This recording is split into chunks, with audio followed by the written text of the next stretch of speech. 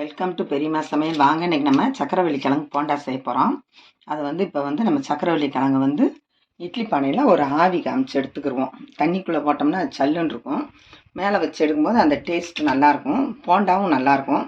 அதனால் இந்த மாதிரி நம்ம ஆவியில் வேக வச்சு எடுத்துக்கிட்டு அப்புறமா அந்த போண்டா எப்படி செய்யணும்னு பார்க்கலாம். இப்போ ஒரு தட்டு போட்டு மூடி ஒரு 10 நிமிஷம் நல்லா வேக வச்சுக்கலாம். நல்லா வெந்தவுடனே உரிச்சு எடுத்துக்கிட்டு காட்டுறேன் உங்களுக்கு. நல்லா வெந்துருச்சு. இப்போ கிழங்கு நம்ம எடுத்துக்கலாம். சக்கரவள்ளி கிழங்கு நல்லா மசிச்சு எடுத்து வச்சுக்கிட்டோம். இப்போ நம்ம 3/4 கப்பு அளவுக்கு கடலை மாவு எடுத்து வச்சுருக்கோம். இப்போ வெங்காயம் 3 பெரிய வெங்காயம் பொடி பொடியாக கட் பண்ணியிருக்கோம். பச்சை மிளகா ஒரு பச்சை மிளகா பொடியாக கட் பண்ணியிருக்கோம். பூண்டு ஒரு 7-8 பல் அளவுக்கு அதையும் பொடியாக இடித்து எடுத்து வச்சுருக்கோம். மல்லித்தலை கொஞ்சமாக கட் பண்ணியிருக்கோம். அதில் மல்லித்தூள் ஒரு 1/4 டீஸ்பூனு, ஜீரகத்தூள் ஒரு 1/2 டீஸ்பூன் அளவுக்கு, மிளகாத்தூள் 1 ஸ்பூனு, மஞ்சத்தூள் 1 சிட்டி அளவுக்கு எடுத்து வச்சுருக்கு. 2 ஸ்பூன் அரிசி மாவு போட்டுக்கலாம். இப்போ எப்படின்னு பார்க்கலாம். இப்போ வெங்காயத்தை சேர்த்துக்கலாம். இப்போ மசாலா எல்லாத்தையுமே அதில் சேர்த்துக்கிடுவோம். இப்போ உப்பு தேவையான அளவுக்கு சேர்த்துக்கலாம். இப்போ எல்லாத்தையும் ஒரு கிளறிக்கலாம்.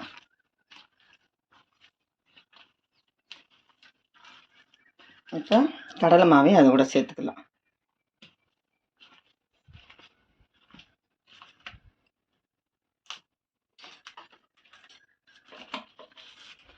அரிசி மாவு ஒரு 2 ஸ்பூன் போட்டுக்கலாம், முறப்புக்காக.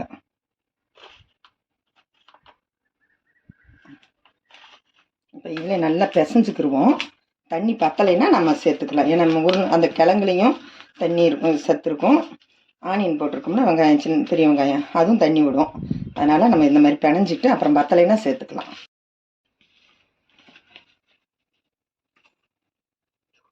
இது கரெக்டாக இருக்குது. உங்களுக்கு இன்னும் கொஞ்சம் டைட்டாக இருக்க மாதிரி இருந்தால் லைட்டாக தண்ணி தொளிச்சுக்கோங்க. எல்லாமே கரெக்டாக இருக்குது. இன்னும் லைட்டாக கூட தொளிச்சுக்கலாம் லேசாக.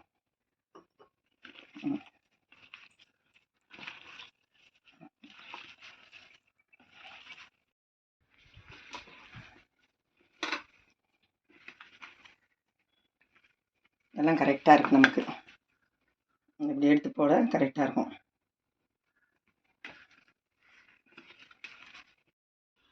எண்ணெய் காஞ்சிருச்சு, நம்ம ஊற்றி எடுத்துக்கிட்டோம். இப்போ போட்டுக்கலாம். சின்னதாக போட்டுக்கலாம். ரொம்ப தீ மத நெறியக்கூடாது. நம்ம லேசாக வச்சுக்கலாம். அப்போ தான் ஒன்று போல் வெந்து வரும்போது கரெக்டாக இருக்கும். சின்ன சைஸாக போட்டுக்கலாம். மிதமான சீட்டில் போட்டால் தான் நமக்கு அந்த மேலே நல்ல முறப்பு இருக்கும், உள்ளே நல்லா வெந்திருக்கும். இன்னும் இந்த எண்ணெயில் அடங்கினோடனே நம்ம எடுத்துக்கலாம். நல்லா செவந்து வந்துருச்சு. இப்போ நம்ம எடுத்து வச்சுக்கிடுவோம்.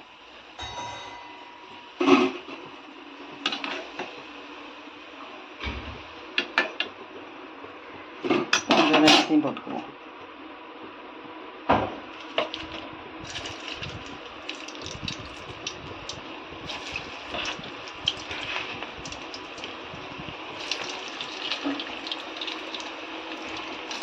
இது ரொம்ப டேஸ்ட்டாக இருக்கும். ஏன்னா சக்கரவள்ளி கிழங்குல பண்ணுறோமா, அந்த ஸ்வீட்டும் காரம் எல்லாம் சேரும்போது போண்டா நல்ல டேஸ்ட்டாக ஒரு வித்தியாசமாக இருக்கும்.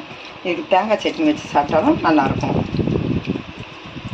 எல்லாத்தையும் நம்ம பொரிச்சு எடுத்துக்கிட்டோம். ஸ்டவ் ஆஃப் பண்ணிக்கலாம்.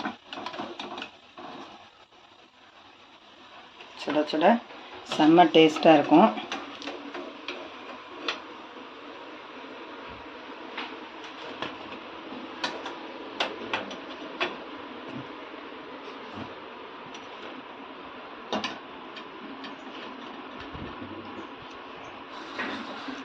இதேமாதிரி எல்லாத்தையும் எடுத்துட்டோம். இதேமாதிரி நீங்களும் வீட்டில் ட்ரை பண்ணி பாருங்கள். இந்த வீடியோக்கு ஒரு லைக் போட்டுருங்க. பெரியம்மா சமையலுக்கு ஒரு சப்ஸ்கிரைப் பண்ணிடுங்க. இதுக்கு தேங்காய் சட்னி வச்சு சாப்பிடும்போது செம்ம டேஸ்ட்டாக இருக்கும். அதனால் நாங்கள் சட்னி வச்சுருக்கோம். அதோட